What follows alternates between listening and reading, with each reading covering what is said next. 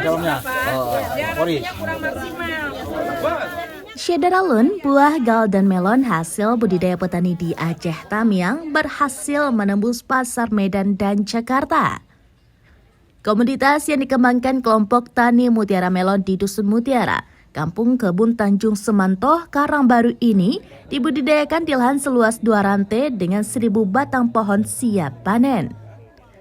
Ketua kelompok Tani Mutiara Melon, Beni Fauzi, mengatakan berat satu buah Golden Melon dapat mencapai 2 hingga 4 kg.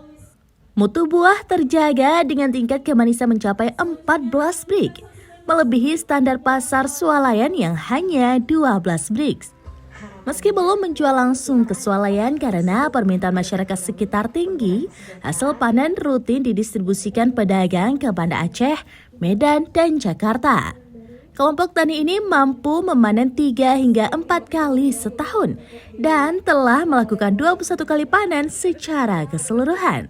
Dukungan CSR dari Pertamina EP Rantau Field disebut mempercepat masa panen dari 70 hari menjadi 60 hingga 65 hari, sekaligus meningkatkan kualitas produksi. Panen perdana dengan pendampingan CSR ini dihadiri perwakilan Pertamina, pemerintah daerah, serta anggota DPRK Aceh Tamiang Rosmalina dan Muhammad Nur, serta anggota DPRA Nora Idahnita.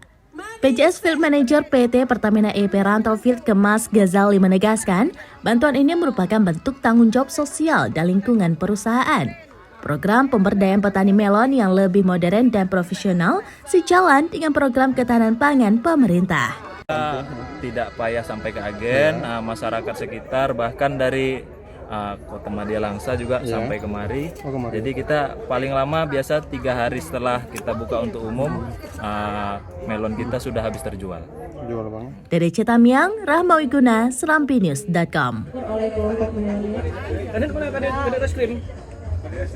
Download Tribun X sekarang, menghadirkan lokal menjadi Indonesia.